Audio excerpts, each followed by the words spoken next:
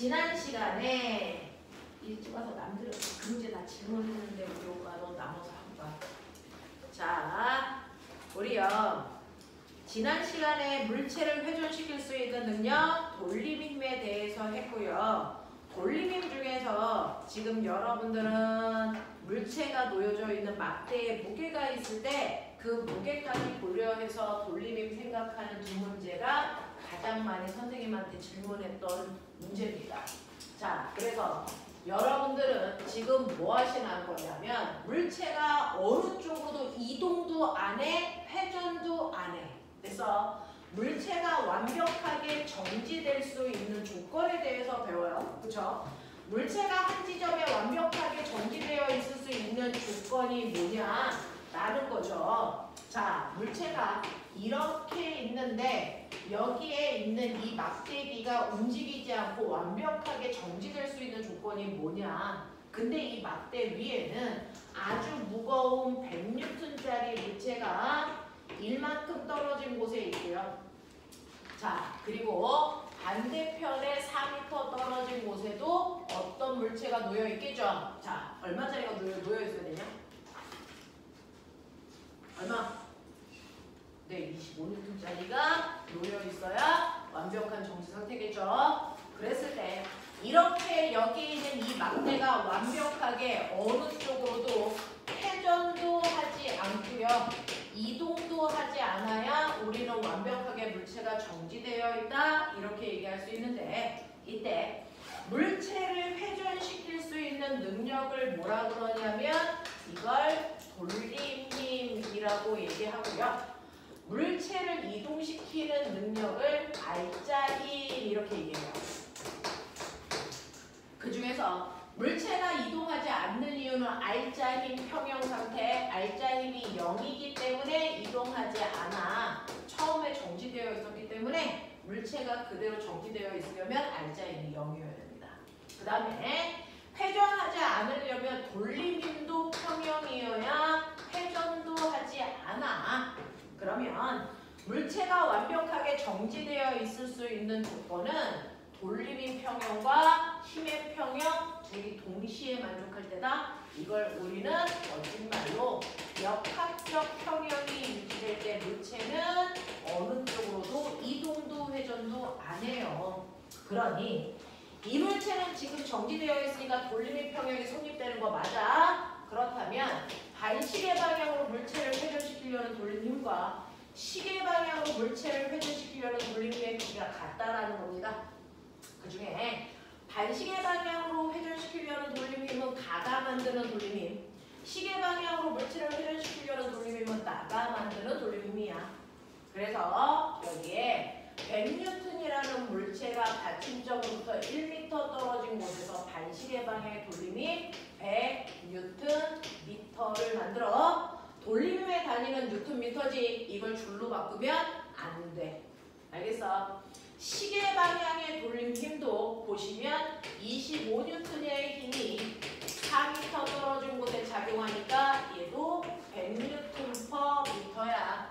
그래서 돌림이 평형이라서 회전 안 하는 거 증명. 그 다음에 움직이지 않으니까 힘의 평형도 작용하는데요. 힘은요, 보시면 사실은 이 막대기에 작용하는 힘이 몇 개가 있냐면 지금 이 상황만 보면 3개라고 가정합시다. 위에 있는 가라는 물체가 누르는 힘 100. 자, 위에 있는 나라는 물체가 누르는 힘 25가 작용합니다. 그럼 이 막대는 아래로 125N의 힘이 작용하는 거죠. 근데 이것만 작용하면 그 힘 때문에 떨어져야 정상입니다. 근데 떨어지지 않는 힘의 평형은 얘네들과 같은 크기로 정확하게 반대 방향의 힘이 125N이 작용하고 있다는 얘기입니다. 그 힘을 작용시키는 게 바로 받침점입니다. 그래서 가장 심플하게 보면 저 막대기에 작용하는 힘은 3개인데 그러면 아까 돌림힘 구할 때 왜 이 힘은 안 썼어요? 이 힘은 받침점에 딱 걸려있기 때문에 받침점으로부터 떨어진 거리가 0이라서 받침점에 작용하는 힘은 물체를 회전시킬 수 없기 때문에 고려 안 하는 거야. 되겠어? 근데 이제부터 여기에서 확장된 문제가 뭐냐면 이 막대도 물체니까 이 막대의 무게도 작용한다. 그러면 막대의 무게를 우리가 고려해야 되는 문제들이 나와 있습니다. 그게 너네가 가지고 있는 19번 문제에 39페이지 보면 19번 문제가 막대의 무게를 고려해야 되는 문제더라. 그러니 실제로 이런 식으로 막대가 있는데 이 중에 한쪽에 쏠려서 막대로부터 40만큼 떨어진 곳에 받침점이 있고요. 막대 끝에 무게가 매달려 있습니다. 물체가 1kg짜리가 매달려 있으니까 아래 방향을 10N으로 당긴다는 겁니다. 눈에 보이는 물체는 얘밖에 없는데 이 상태로 균형이야. 됐어? 네. 그러면 얘가 이렇게 돌림이 평형이 되려면 반드시 얘와 반대 방향인 시계 방향으로 얘를 누르는 돌림이 똑같이 있어야 된단 말이야. 그 힘의 정체가 바로 이 막대의 무게입니다. 자, 이 막대는 전체 길이가 1m이고 그래서 무게를 알 수 없는 막대가 있었던 거죠. 그러면 이 막대의 무게는 모든 힘은 한 점에 작용해야 되니까 이 막대의 무게가 작용하는 지점은 그 막대의 정확하게 가운데 무게중심에서 그 막대의 무게가 쏠려서 작용한다. W만큼 이라고 생각하면 되는 거야. 자, 그래서 이 눈에 보이지 않았던 이 막대의 무게 때문에 얘가 돌림인 평형이 됐구나. 그러면 전체가 1m니까 무게중심은 50만큼 떨어져 있는 곳이니까 받침점으로부터 10만큼 떨어진 곳이 무게가 작용하는 지점이야. 그래서 이 힘과 이 힘에 의해서 돌림인 평형이 된 겁니다. 그걸 통해서 우리는 이 막대의 무게를 예측할 수 있다. 어떻게? 받침점으로부터 떨어져 있는 길이 B가 4대 1이기 때문에 이때 작용하는 힘의 크기는 1대 4여야 되죠. 그래서 눈에 보이지 않는 이 막대의 무게가 40N이라는 걸 미루어 짐작할 수 있었다. 이런 얘기예요. 그래서 이걸 한 번 더 사용한 문제가 넘어가시면 41페이지 2번 문제도 그렇습니다. 2번 문제에 천장에 이렇게 모빌이 매달려 있는 건데 그 위에 있는 모빌은 정확하게 1대1의 길이 B로 물체를 매달아 놓은 거예요. 그 중에 이쪽 끝에는 또 다른 모빌이 기우뚱 매달려 있어요. 여기에는 추가 4개가 매달려 있는 거고 그리고 끄트머리에 추 하나가 있는데 얘가 균형이래. 됐어? 근데 요때 길이 B가 얼마냐면 얘가 1대 3이란 말이야. 그러면 똑같은 추가 4개가 1만큼 떨어져 있으니 길이 B가 1대 3이라서 막대의 무게를 무시한다면 추의 개수가 3개하고 하나가 매달려 있어야 균형이야. 근데 여기 4개 매달려 있잖아. 균형이 될 수가 없거든. 그렇다면 이때도 막대에 뭘 고려해야 된다? 무게가 누르고 있다고 고려해야 균형이 이루어진다. 그래서 이 막대에도 무게가 정확하게 가운데 4칸 중에 2칸 떨어져 있는 이 부분에 막대 무게가 작용하고 있다고 보시는 게 맞죠. 그랬을 때 여기를 받침점으로 봤을 때 반시계 방향의 돌림 힘 1번과 시계 방향으로 회전시키는 2번과 3번을 더한 값이 같으면 돼요. 라는 얘기예요. 그럼 1번의 돌림 힘은 받침점으로부터 1만큼 떨어진 곳에서 추가 4개가 당기는 힘이고 2번의 돌림 힘은 받침점으로부터 1만큼 떨어진 곳에 알 수 없는 무게 W가 작용하고 있는 거고 그리고 끝에는 받침점으로부터 3만큼 떨어진 곳에 추가 하나 매달려 있는 이런 경우예요. 자, 그러면 돌림인 평형이 되기 위해서 W는 1이면 되니까 이 막대의 무게는 사실은 추 한 개의 무게와 같습니다. 라는 걸 우리가 알아낼 수 있죠. 그 결과 이 실에 매달려 있는 전체 무게는 추 6개를 합한 무게와 같아졌어요. 이 뜻이야. 됐어? 네. 그러면 여기에 추가 6개 매달려 있는 효과이기 때문에 여기에 추를 몇 개 만들어야 매달아야 균형입니까? 라고 했을 때 길이 B가 1대 1이니까 무게 B도 똑같이 1대 1로 매달아야 됩니다. 반대편에 6개 매달아야 균형이 되는 상황이에요. 이런 뜻이야. 이대 이런 느낌으로 보시면 되겠습니다. 그래서 고등학교에 가는 꼬맹아 막대 무게를 고려하는 문제가 대다수다. 되겠어? 우리는 개념 과정에서는 막대 무게 다 무시. 되겠어? 근데 고등학교에서 내신이든 수능이든 막대의 무게를 무조건 고려해야 된다. 그중 엄청나게 복잡한 모양이 나올 수는 없습니다. 이렇게 보시면 균일한 막대일 수밖에 없어. 두께 일정해. 그럴 땐 항상 무게중심이 가운데 있기 때문에 우리가 풀어나갈 수 있는 거죠. 만약에 막대가 이렇게 되어 있다? 이건 우리가 풀 수 없어요. 이 막대의 무게중심점을 구해줘야 되니까. 알겠습니까? 이런 건 여러분들이 나중에 물리를 전공한다든가 대학 가서 하는 건데 물리 전공 안 할 거잖아. 그러니까 평생 안 푸는 문제지. 그쵸? 하지만 물리를 전공하거나 수학에서 기하를 하시는 분들은 이런 것들을 합니다. 이런 것들을 하죠. 자, 그래서 선생님은 이제 과거 오빠들 가르치고 있는데 이렇게 모양이 불규칙할 때 무게중심 어떻게 구할 수 있을까? 이게 자소서 주제입니다.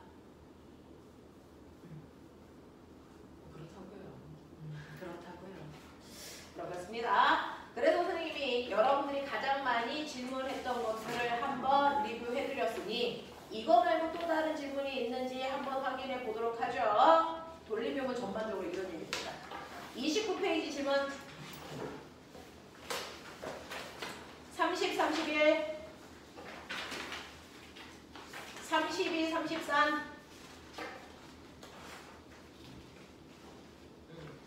아까 시우는 34페이지에 부격 구하는 연습도 해봤지? 근데 실제로 이제 고등과정에서는 우리가 막 과거나 영적으로 갈 게 아니면 부력을 직접 구하라는 얘기는 안 하고 그냥 부력이라는 용어만 나오고 이런 겁니다. 넘어가죠. 34, 35 질문. 이때 우리 14번에 오뚜기 새끼는 해드렸나? 그래서 이렇게 잠잠한 거죠. 이걸 설명 안 하고 여러분이 이해하기는 어려운 문제였습니다. 넘겨. 36, 37 질문. 괜찮아. 감사합니다. 자, 38, 39 질문. 남현준, 이렇게 질문이 없다는 거 숙제를 안 했다는 뜻일 수도 있는데 내가 지금 약간 걱정된다. 넘어가죠. 40, 41. 41에 뭐 이 새끼야? 1번. 그렇죠. 2번 설명했으니까 1번이겠죠. 자, 41페이지에 1번도 질문하는 사람들이 있었는데요. 자, 지뢰를 이용해서 만든 다양한 도구들이 있죠. 가위도 지뢰로 만든 거고 병따개도 지뢰로 만든 거고 하다못해 움직도르래, 고정도르래도 지뢰를 이용한 건데 또 하나 지뢰를 이용한 도구의 이름이 바로 축바퀴라는 아이다. 그 축바퀴라는 아이가 너네가 나한테 질문한 1번 그림이다. 자, 축바퀴를 옆에서 보면 그 그림인데요. 이걸 옆에서 이렇게 정면으로 보면 사실은 이렇게 같은 받침점을 기준으로 안쪽에는 작은 바퀴가 바깥쪽에는 큰 바퀴가 맞물려 돌아가게끔 되어 있는 거예요. 그래서 이렇게 되어 있는 구조고 여기에 작은 바퀴 쪽에 무거운 물체를 매달고 긴 바퀴 쪽에 달려있는 실을 우리가 힘을 줘서 내립니다. 그러면 어떤 일이 발생하냐면 이 자체가 여러분 잘 보시면 여기가 바로 받침점이에요. 그래서 여기가 도는 받침점입니다. 그랬을 때 바퀴의 반지름의 비율이 여기가 1인데 여기가 3이라고 치자. 작은 바퀴의 반지름은 1, 긴 바퀴의 반지름이 3이라고 치자. 그러면 여기에 600N짜리 물체를 매달아서 얘를 1m 들어 올릴 때 나는 이쪽에 힘 얼마 줘야 돼? 얼마만큼 내려야 돼? 그걸 문자로 그냥 준 거야. 되겠어? 자, 그랬을 때 보세요. 길이비가 몇 대 몇이냐면 1대 3이잖아요. 그러면 힘의 비는 몇 대 몇입니까? 3대 1이어야죠. 되겠어? 그러니 600N짜리 물체를 매달면 이쪽에서 당겨야 되는 힘이 얼마다? 3대 1이니까 200N입니다. 이 얘기야. 됐어? 그러면 실제로 물체를 직접 들 때에 비해서 힘의 크기가 얼마? 3분의 1만큼 감소했죠? 그 3분의 1이 뭡니까? 긴 바퀴의 반지름분의 짧은 바퀴의 반지름만큼 힘의 크기를 줄이는 거야. 맞아. 그래서 힘의 크기는 라지 R분의 스몰 R만큼 준 거잖아. 그래서 이때 내가 당길 때 필요한 힘은요. 사실은 물체의 무게에 라지 R분의 스몰 R만큼 줄인 힘이 필요했습니다. 이 얘기한 거야. 그리고 힘의 크기를 3분의 1로 줄이면 꼬맹아 당겨야 되는 거리는 몇 배 늘어나야 된다 그랬어? 거꾸로 3배 늘어난다 그랬어? 그러니 얘가 1m 올라가면 나는 실을 3m 내려줘야 돼. 그래야 1m 올라가는 거야. 되겠어? 그랬을 때 물체가 올라가면서 받은 600 곱하기 1, 600줄에 1 받았네. 그게 바로 내가 한 일과 똑같아. 200 곱하기 3, 600줄에 1 했네. 이거랑 같죠? 그래서 도구를 사용해도 1의 원리는 성립합니다. 이 얘기입니다. 그러면서 여러분 보세요. 힘의 크기를 라지 R분의 스몰 R로 줄이면 거리는 반비례하니까 스몰 R분의 라지 R만큼 늘어야죠? 뭐에? 얘가 올라간 거리에. 됐어? 그래서 물체가 올라간 거리에 거기는 올라간 거리를 H라고 하셨나요? 내가 당긴 거리는 S라고 할게요. 내가 당겨줘야 되는 거리는 올라간 거리에 힘의 이득을 본 만큼 역수로 손해봐야 되니까 스몰 R분의 라지 R만큼의 길이를 당겨주면 돼요. 이런 뜻입니다. 맞아. 이걸 예쁘게 거기서 물어봐 주셨으니 이런 식으로요. 한 번에 그냥 문자로 보면 잘 이해가 안 돼서 저는 이렇게 숫자로 놓고 거기에 해당되는 문자를 대입하는 형태를 주로 많이 씁니다. 이게 되게 감각적으로 그냥 들어오거든요. 그래서 이 방법을 좀 많이 쓰니까 여러분들도 그냥 문자 계산이 안 되면 이렇게 해보시면 좋을 것 같습니다. 이런 느낌의 문제였어요. 그래서 기억 보시면 F는 라지 R분의 스몰 RW 맞는 거네요. 니은 줄이 물체를 당기는 힘의 크기는 이라고 했는데 자 사람이 줄을 당기는 힘이 W 200이라고 줄이 물체를 당기는 힘도 200은 아니죠? 얘는 얼마의 힘으로 당겨야 돼? 600의 힘으로 당깁니다. 되겠죠? 사람이 줄을 200으로 당긴다고 해서 줄이 물체를 200으로 당기면 안 올라가 600으로 당기니까 올라가. 되겠니? 이런 느낌이고 자 손이 줄을 당기는 힘이 한 일은요 라고 하면 손이 줄을 당기는 힘은 물체의 무게에다가 올라간 높이를 곱하든지 W 곱하기 H를 하든지 아니면 힘에다가 그 힘으로 내려준 거리 F 곱하기 S 하든지 이렇게 써야죠. F 곱하기 H 하면 되겠니 안 되겠니? 이게 안 된다는 겁니다. 되겠어? 그런 얘기를 하시는 겁니다. 옛날에는 이걸 중학교 2학년 때 배웠습니다. 지금 이 문제는 다 싸그리 중학교 2학년 때 했던 얘기입니다. 여러분들 1과 에너지 요즘에는 중3 때 배우죠. 그거를 얼마 전까지만 해도 중2 때 배웠고요. 그 중2 때 지금 여러분들이 한 이 돌림힘의 도구들이 들어가 있었어요. 그래서 1과 에너지 파트를 알기 엄청 어려워했습니다. 근데 학년도 중3으로 올라가면서 도구를 사용하는 일이 없어져서 대단히 가벼워진 것뿐입니다. 넘어가죠. 자, 42페이지 질문.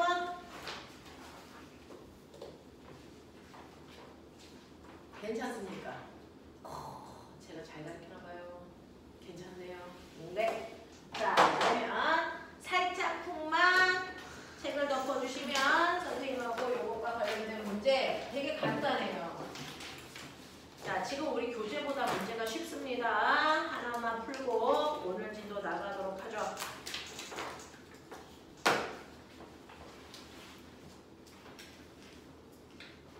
선생님이 다음 주에 우리 반만 문 열고 수업한다고 했다가 학원에서 혼났거든. 난 집에 있으면 심심한 거죠. 근데 학원에서 하지 말라고 해서 못하는 거야.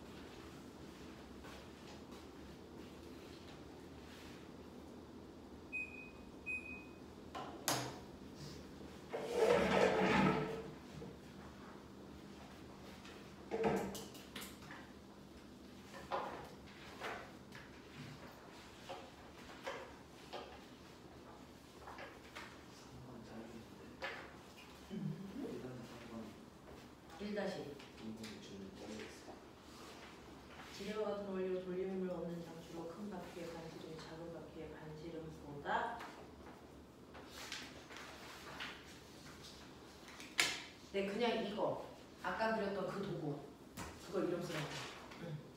작은 바퀴의 반지름이 큰 바퀴의 반지름보다 작다겠죠. 네.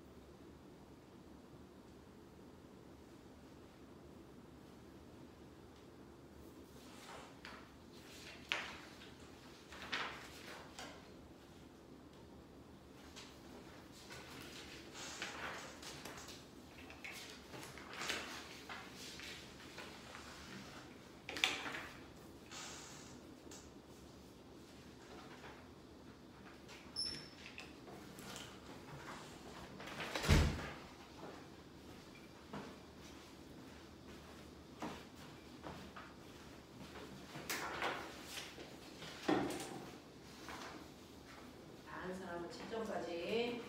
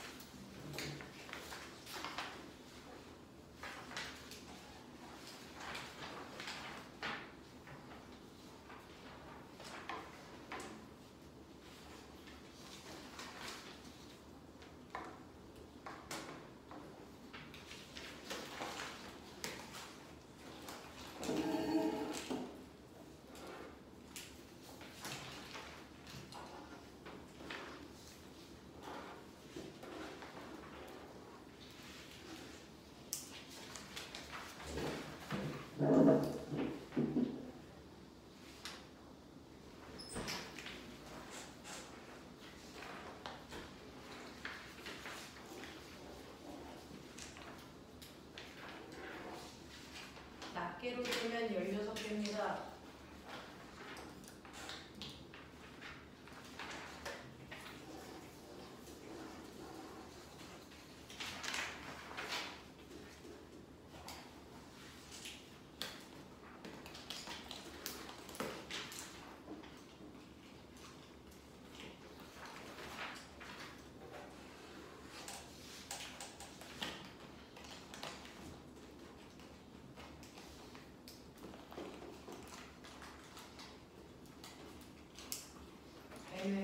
개수 수야 16개로 세시면 됩니다. 낱개로 다 세서 맞은 개수 확인 하셨죠? 시우 유찬 지우 없고 승주 16개. 나경 13개. 연준 15개. 주한 없고 효빈 15개. 서연 16개. 네. 자 질문 있는 거 한번 확인하고요. 넘어갈게요. 혹시 앞에 페이지 1번부터 라지 3번까지 중에서 제가 해야 될 게 당연히 라지 3번 됐어. 라지 3번 안 해도 돼? 괜찮아. 실제로 거기 보시면요. 우리요. 돌림 힘이라고 하는 건 받침점으로부터 떨어져 있는 거리에 항상 수직한 방향으로 작용하는 힘의 곱이 돌림입니다. 이랬어요. 그쵸? 그래서 돌림힘은 힘에다가 수직 방향으로 떨어져 있는 거리를 곱하는 거다. 근데 지금 힘을 어디로 줬냐면 비스듬한 이 방향으로 5N의 힘을 줬고 이때 이 각도가 30도라면 우리요. 앞에서 배운 것처럼 서로 다른 두 힘이 비스듬한 방향을 형성하고 있을 때 이 두 힘의 합력은 평행사변형을 그렸을 때 대각선이야. 그래서 이 힘이 3N이고 이 힘이 4N이면 사실은 얘는 여기가 4고 3이니까 5N의 힘이 해당돼. 이런 얘기 있잖아. 근데 거꾸로요. 이렇게 비스듬한 방향에 어떤 힘이 작용하면 이건 X축 방향의 힘과 Y축 방향의 두 힘의 합성된 힘이다 라고 볼 수 있어요. 그래서 하나의 힘의 F라는 힘을 FX 방향의 힘과 FY 방향의 힘으로 나눌 수 있는데 이때 X축으로부터 이루는 각도가 세타라고 했을 때 이때 FX는 이 빗면에 해당되는 F값의 코사인 값이다 라고 했고요. Y축에 해당되는 이 힘은요. FY는 사실은 F 사인 세타로 계산하면 돼. 이렇게 표현했거든요. 그러니 얘는 비스듬한 방향으로 작용하는 힘이니까 수평 방향의 힘과 수직 방향의 힘으로 나눠라. 그랬을 때 평행사변형 그렸을 때 얘가 대각선이라고 친다면 요 자체는 작은 직각삼각형이다. 그랬을 때 이 힘은 5 곱하기 코사인 30 2분의 루트 3이니까 2분의 5 루트 3의 힘이 작용하는 거고요. 요 방향의 힘이 얘 힘인데 얘는 5 곱하기 이거 5 맞아요? 5 곱하기 사인 30이니까 2분의 1. 그래서 얘는 위쪽 방향으로는 2분의 5의 힘으로 들어 올린다. 이 얘기죠.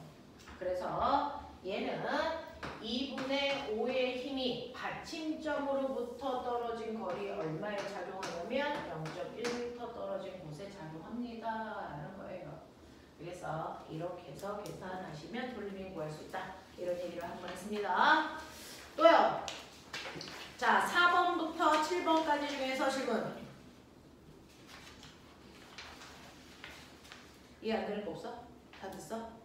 다 된 거 맞아? 오케이. 됐죠? 이런 식으로 여러분들이 봐주시면 되는 거 이거 돌림힘. 그래서 돌림힘은 이걸로 정리하고 오늘 할 첫 번째 테마 운동량과 충격량. 오늘 선생님한테 처음 배우는 거 아니죠?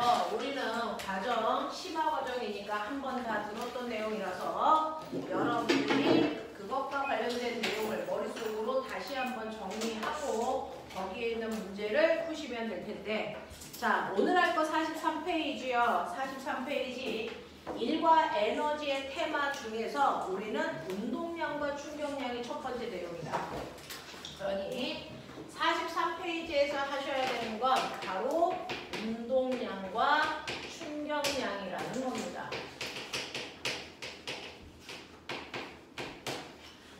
자, 모든 물체는요. 원래 상태를 그대로 유지하려고 하지 변하는 걸 좋아하는 물체는 세상에 존재하지 않아요. 그러니까 물체가 처음에 원래 어떤 상태냐에 따라서 그냥 그 상태를 그대로 유지하려는 고집이 모든 물체를 다 있어요. 처음의 상태를 그대로 유지하려는 고집을 뭐라 그러냐? 멋진 말?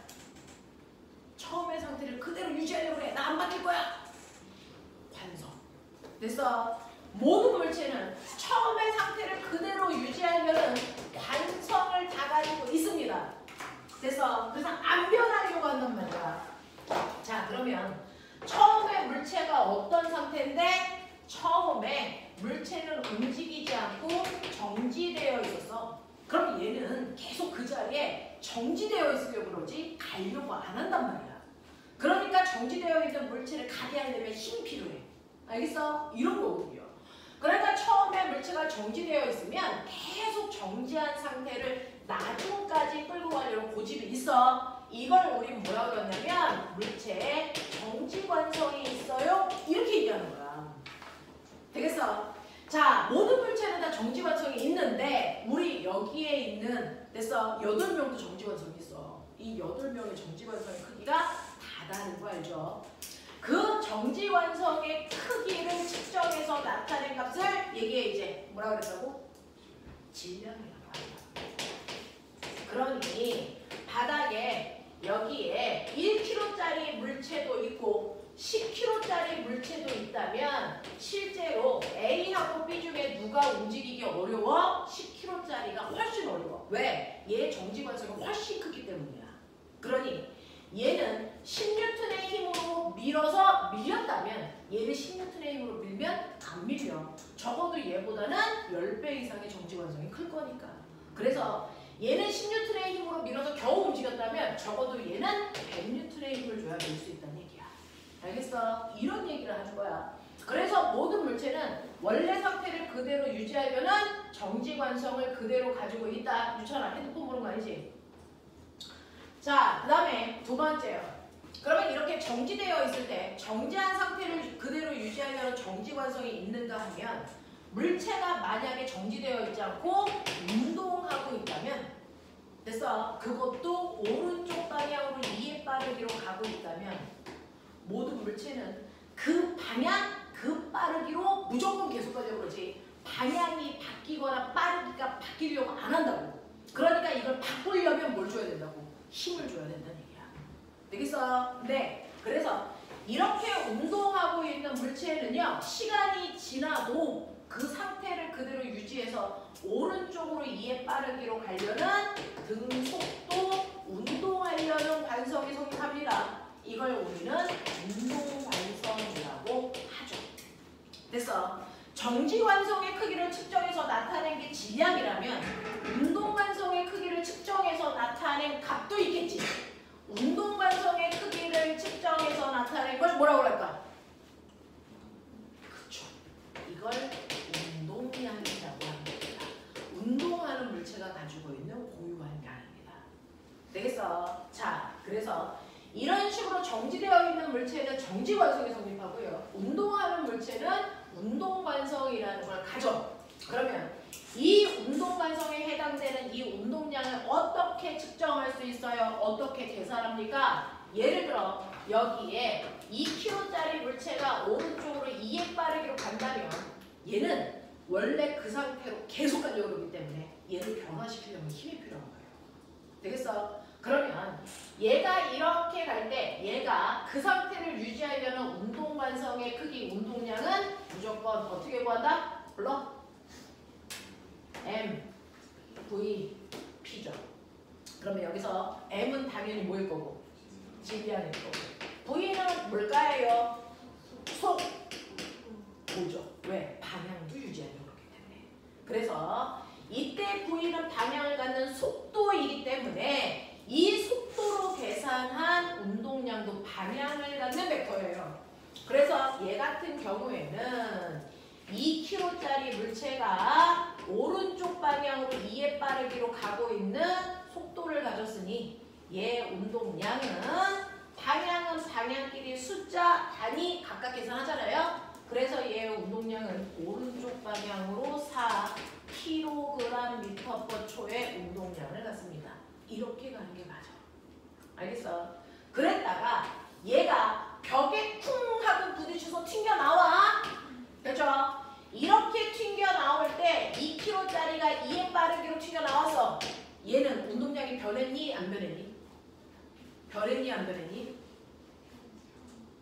왜 변했어? 방향이 네. 그래서 이렇게 튕겨 나올 때 나중에 운동량은요. 똑같이 2kg짜리가 2의 빠르게로 가더라도 얘는 왼쪽으로 가고 있어서 운동량이 왼쪽 방향으로 4만큼 갖게 된 거예요. 그러니 빠르기는 똑같더라도 방향이 달라졌죠. 엄청나게 변한 겁니다. 얘는 운동량이 변한 겁니다. 그죠? 그러면 이렇게 벽에 충돌할 때 운동량의 변화량이 얼마입니까? 모든 변화량은 나중값에서 처음값을 빼라고 했으니 나중은 왼쪽 방향, 처음은 오른쪽 방향, 저는 그 반대 방향 한 놈은 마이너스 한 놈은 플러스 놓을 거야. 그러면 나중 운동량에서 처음 운동량을 빼라고 했으니 얘는 운동량이 마이너스 8만큼 바뀐 거죠. 그 마이너스를 답으로 쓰시면 안 됩니다. 그 마이너스는 뭘 마이너스로 정했는지 채점하는 사람들은 몰라요. 그러니까 쓸 때는 원래 걸로 바꿔놔야죠. 우리가 마이너스를 놓은 건 왼쪽이니까 아 얘는 왼쪽 방향으로 운동량이 무려 8 바뀌었구나. 이렇게 쓰시는 게 맞아. 되겠어? 자 그러면 이런 식으로 물체가 힘을 받게 되면요. 그 물체가 가지고 있는 고유한 운동량이 변합니다. 그 운동량의 변화량을 우리는 뭐라 그럴 거냐면 이걸 멋진 말로 충격량이라고 할 거다라고 얘기했죠. 그래서 충격량을 구하라는 얘기는 운동량의 변화량을 구하라는 얘기였어요. 그러한 충격량 I는 운동량의 변화량이니까 아까처럼 나중 운동량에서 처음 운동량을 빼면 돼. 그치? 근데 이러한 변화를 일으킨 주체가 힘이라서 사실은 충격량인 운동량을 변화시킨 원인은 힘 때문이에요. 그리고 그 힘을 얼마나 오랜 시간 동안 줬느냐에 따라서 총 변화량이 결정되는 거잖아요. 그래서 충격량은 운동량이 변한 원인이 바로 힘과 시간 때문이라는 걸 정리하고 있어요. 그래서 FT, I는 알겠냐? 그럼 얘가 벽에 부딪히는 순간 변했잖아. 그 이유가 공이 날아와서 벽에 쾅 하고 부딪히는 순간 공이 벽을 밀기도 했지만 벽이 공을 밀기도 했어요. 그러니까 공의 입장에서는 벽으로부터 왼쪽 방향으로 힘을 받았기 때문에 변화량이 왼쪽으로 일어난다. 이 얘기예요. 되겠어? 운동량의 변화량이 방향을 갖는 벡터라면 그거랑 똑같은 충격량도 방향을 갖는 벡터입니다. 근데 이 충격량은 힘과 시간의 곱인데 이때 이 충격량의 방향을 결정한 건 누굽니까? 누굽니까? 이 중에서 방향을 갖는 게 누굽니까? 힘이죠. 그래서 충격량 방향으로 곧 충돌할 때 받은 힘의 방향으로 충격량 방향이 결정됩니다. 그러니 얘는 벽으로부터 왼쪽 방향으로 힘을 받았기 때문에 운동량의 변화량이 언제나 왼쪽으로 나타나는 게 맞아요. 그래서 충격량 방향은 무조건 힘받은 방향이다. 알겠어? 그러면 이런 식으로 이 공이 왼쪽 방향으로요. 운동량의 변화량이 왼쪽 방향으로 8만큼 나타났다면 이때 충격량도 왼쪽 방향으로 8만큼을 가져야 되죠. 근데 충격량은 순간 받은 힘과 그 힘을 받는 시간의 곱인데 이때 공이 벽으로부터 힘을 0.1초라는 시간 동안에 받았다면 사실은 그 힘의 크기는 왼쪽 방향으로 무려 80N이라는 엄청난 힘을 받은 거예요. 근데 벽이 공에 충돌할 때 걸린 시간이 0.1초가 아니고 1초라면 이 공은 벽으로부터 왼쪽 방향으로 8N만큼의 힘을 받았다고 볼 수 있죠. 그러니 여러분들이 아셔야 되는 거, 똑같은 충격량을 갖고 있을 때, 똑같은 충격량을 가질 때, 됐죠? 얘가 일정할 때요. 작용한 힘이 클수록, 작용한 시간이 길수록 힘은 줄어들 수밖에 없다. 이해입니다. 그래서 우리는 어떤 물체에 작용하는 힘의 크기를 줄이려면 시간을 길게 해라. 그래서 에어백 만든 거다. 됐죠? 그랬을 때 충격량을 나타내는 값이 FT니까 이걸 이용해서 그래프를 그리면 이쪽이 시간, 이쪽이 힘이라면 일정한 크기의 힘이 이렇게 작용해 T초 동안. 그랬을 때 충격량은 그래프 밑에 있는 면적만큼이 충격량 또는 운동량의 변화량이죠. 되겠어? 근데 실제로 물체가 충돌할 때 힘은 일정하지 않고 힘의 크기가 세졌다 줄어드는 이런 의미야. 맞죠? 그랬을 때 우리가 구한 힘은요, 바로 가장 큰 힘 요거를 우리가 항상 구해본 거다. 그래서 이 힘을 그냥 힘이라고 하셔도 되고 충격을 가한 힘이라서 충격력이라고 불러도 된다 이런 얘기야. 그래서 자, 이때 충격량이 똑같더라도 접촉 시간이 길어지면 됐어? 접촉 시간이 길어지면 이걸 더 길게 시간을 늘려야 되니까 면적은 일정해서 이렇게 힘의 크기를 줄 수밖에 없다. 그래서 접촉 시간이 길어지면 작용한 힘의 크기는 줄어드는 게 자명하다. 되겠냐? 요거였어. 네. 이러한 서로 다른 물체가 충돌할 때요. 이 충돌하는 과정에서 나타나는 규칙성을 설명한 게 있었지. 운동량 보존 법칙이라는 거.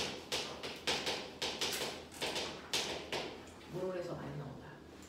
운동량 보존 법칙이라는 게 있습니다. 자, 보시면 충돌하기 전에 머릿속에서 끄집어내. 충돌하기 전에 앞에 가는 4km짜리 아이가 2의 빠르기로 가고 있었고 뒤에 있는 조그만 2km짜리 아이가 5의 빠르기로 오고 있었다고 치자. 이런 느낌. 자, 뒤에 오는 아이가 더 빠르기 때문에 잠시 후에 이 아이들은 충돌이라는 걸 한다. 충돌할 때 A를 B가 와서 밀죠. 그러니까 A는 운동 방향으로 힘을 받습니다. 그거의 반작용으로 A가 B를 반대 방향으로 밀죠. 그랬을 때 작용과 반작용의 힘이니까 크기는 무조건 같아야 되고 방향은 반대더라. 맞아? 그 힘을 B가 만약에 A를 2초 동안에 밀면 그게 접촉 시간이기 때문에 A도 B를 같은 시간 동안에 민다. 그래서 주고받은 힘의 크기도 항상 충돌할 때 같고요. 그 힘을 주고받는데 걸리는 시간도 같기 때문에 FT 곱이라고 하는 충격량, 다시 말해 두 물체의 운동량은 항상 같아야 한다. 되겠어? 두 물체의 운동량의 변화량은 무조건 같아야 된다. 그러니 A의 운동량의 변화량이나 B의 운동량의 변화량이나 충돌하는 두 물체의 운동량의 변화량은 같아야 되는데 한 놈은 그만큼 늘고요. 운동량이. 한 놈은 그만큼 주는 거다. 이해돼? 이해돼? 그죠? A 같은 경우에는요. 운동량의 변화량은 A의 나중 운동량에서 A의 처음 운동량을 빼고 B 같은 경우에도 B의 나중 운동량에서 B의 처음 운동량을 빼면 되는데 방향이 반대니까 한 놈만 마이너스 해주면 되죠. 그러면 이걸 계산하기 위해서 가로를 여는 분배 법칙 하셔야 되니까 이거 열어요. 열면 여러분들이 보시는 것처럼 이거 마이너스 이렇게 바뀌죠. 그랬을 때 나중 운동량끼리 모으고 처음 운동량끼리 모으면 여러분들이 보시는 A의 나중 운동량과 B의 나중 운동량을 더한 값이 A의 처음 운동량과 B의 처음 운동량을 더한 값이랑 같다라는 걸 우리가 확인할 수 있어. 그래서 아무리 서로 다른 두 물체가 충돌하더라도 걔네들은 충돌하기 전과 충돌한 후에 두 물체의 운동량의 합은 항상 같아야 된다. 이런 얘기. 그러면 충돌하기 전에 얘의 운동량 얼마인데? 오른쪽 방향으로 8. 얘는 오른쪽 방향으로 10. 그러면 두 물체의 충돌 전 운동량은 얼마? 플러스 18이어야 되거든.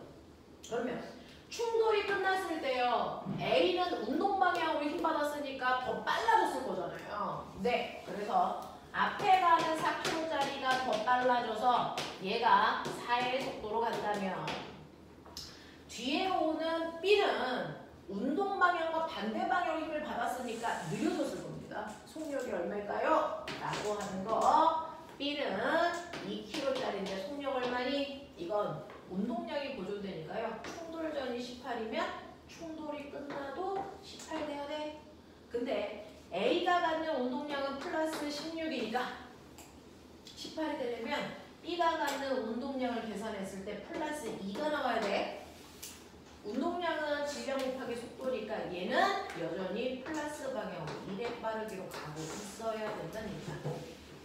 되겠어? 그랬을 때 A의 운동량과 B의 운동량의 각각의 변화를 보면 맨 처음에 A는 운동량이 8이었는데 16으로 A의 입장에서는 운동량이 8만큼 증가했네요.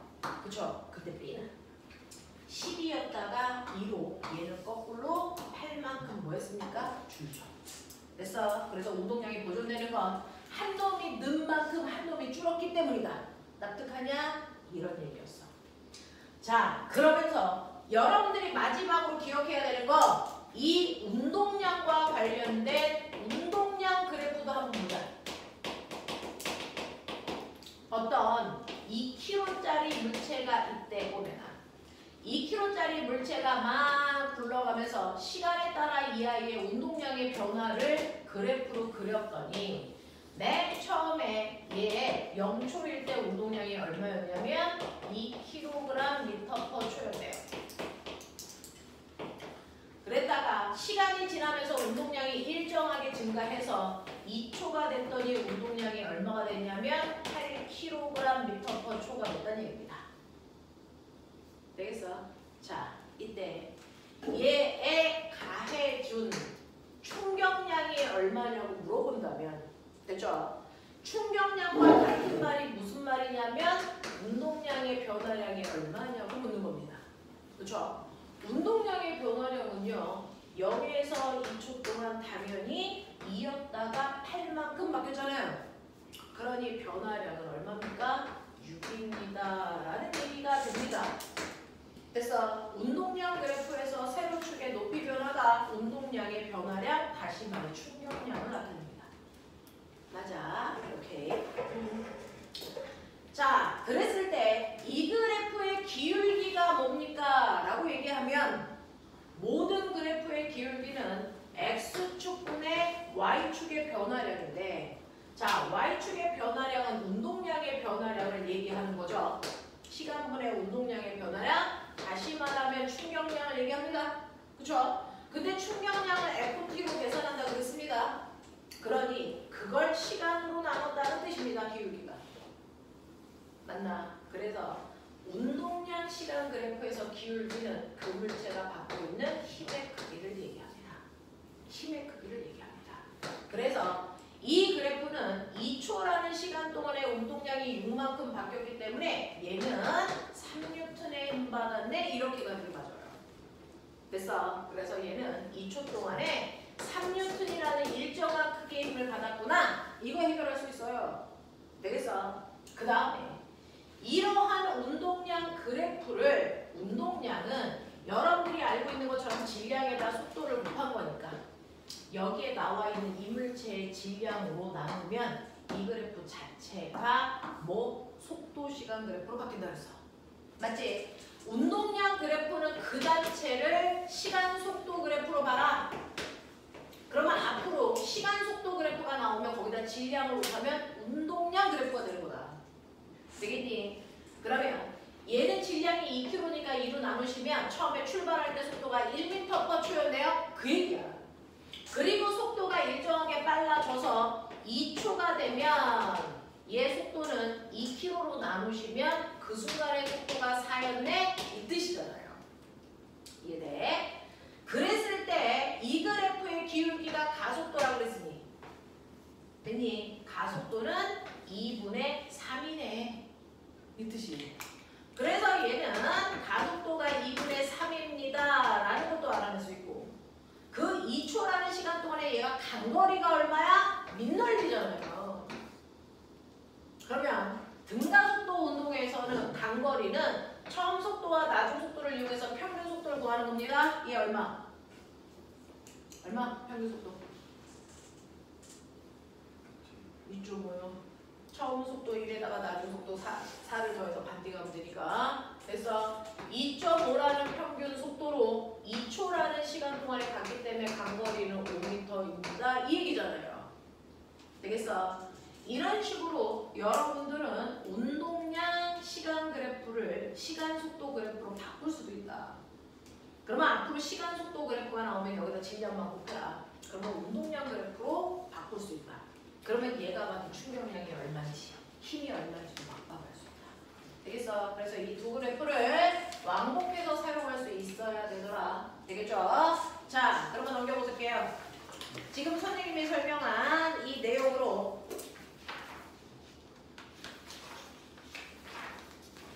자, 54페이지 보세요. 54페이지 1번부터 넘겨서 54페이지 6번까지요. 그래서 14문제입니다. 시간은 7분 드리죠. 시작. 53, 54.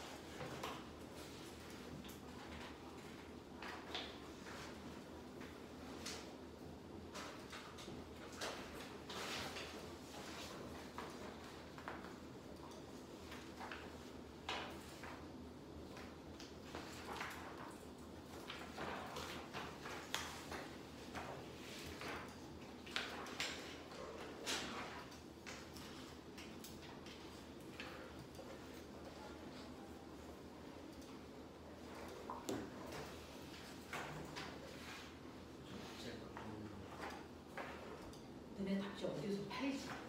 내가 봤을 때 거의 그럴 수 있어. 정말 없어.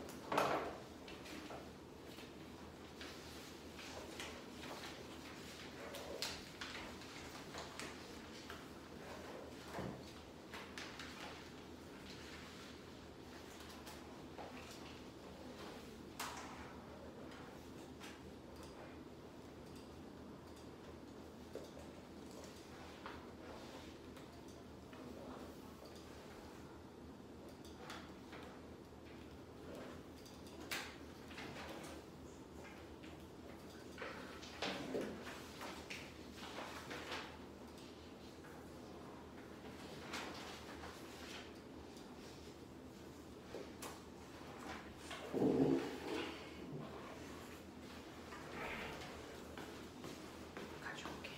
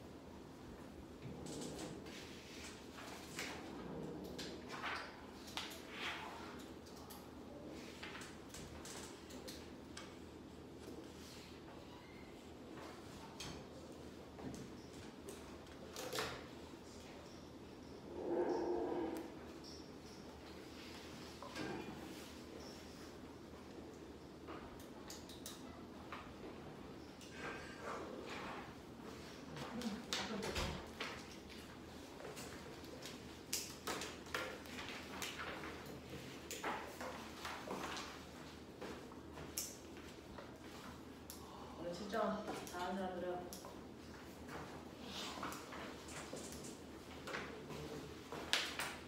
실전까지 한겨.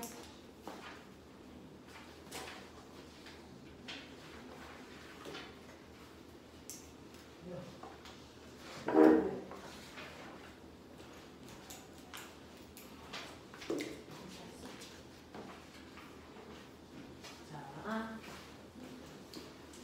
하셨습니다. 자, 그러면 여기에 해당되는 질문만 받고 잠깐 끊어드릴게. 자, 53페이지요. 1번부터 8번까지 질문. 괜찮아. 넘길게. 54페이지 1번부터 6번까지 질문. 5번이요.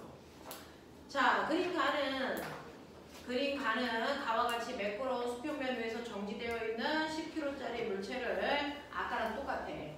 비스듬한 방향으로 물체에 힘을 줘서 당기고 있는 거야. 그랬더니 물체의 속도가 옆에 있는 그림처럼 나타난답니다. 여기에 대한 설명으로 맞는 것을 찾아보세요 라고 했으니 시간 속도 그래프가 나오면 질량만 곱하면 뭐라 그랬어? 운동량 시간 그래프가 된다 그랬거든요. 그러니 여러분들이 그거를 이용해서 문제를 풀면 훨씬 빠를 수도 있죠. 자, 보시면 얘는요. 시간에 따른 속도 그래프가 이렇게 되는 모습을 가지고 있어요. 여기가 5초이고요. 자, 나중 속도가 3니다. 그랬을 때 얘는 가속도가 기울기라고 했으니까 가속도는 0.8이고 그 시간 동안에 간 거리는 10m야 라고 하는 걸 시간속도 그래프에서 다 찾아냈고 여기다가 질량만 곱하면 운동량 시간 그래프고요. 모양은 그대로 갑니다. 단지 속도의 질량을 곱했으니까 얘는 질량이 10kg짜리니까 40kg/m/초야로 바뀐 거죠.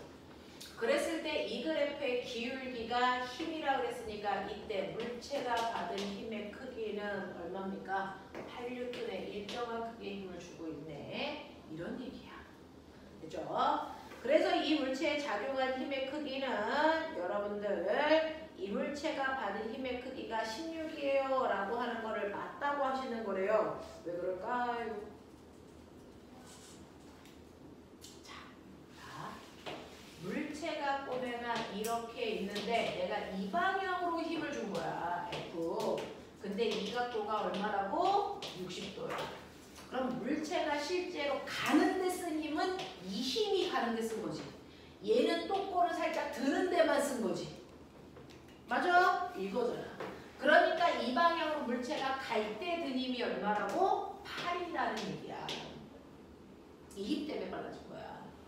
자, 그러면 이때 요게 8이니까 얘는 얼마입니까? 라고 하면 사실은 이 힘 fx는 이 힘 f에다가 코사인 60 한 거잖아요. 코사인 60 한 거죠. 코사인 60이 얼마입니까? 2분의 1.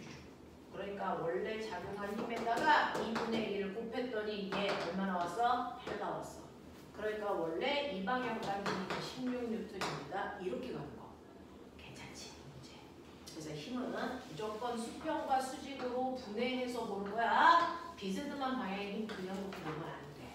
이런 얘기야. 그래서 물체가 5초 동안 받은 일은요 라고 하면 기억나죠? 물체가 이동한 방향으로 준 힘에다가 이동거리 곱하면 돼. 그러니 8N의 힘으로 움직인 거리가 10m이기 때문에 80줄에 일했어요. 이렇게 가야 되는 문제야. 자, 그 다음에 0초부터 5초까지 일률은요 라고 하는 일률은 바로 1초 동안 한 일로요 총 걸린 시간으로 한 일을 나누시면 되거든요. 그러니까 한 일이 80줄이고 그 일을 하는데 걸린 시간이 5초이기 때문에 얘 일률은 계산하시면 얼마? 16W예요. 이렇게 가시는 게 맞아요. 되겠죠? 그래서 일률은 1초 동안의 한 일로 한 일을 걸린 시간 초로 나누면 된다. 이렇게 합니다. 또요. 이 문제 엄청 좋아요. 잘 보십시오. 괜찮아? 잘했어. 다른 거 질문 없어요. 10분만 끊었다가 1과 에너지로 넘어갈게요. 10분만 쉬죠.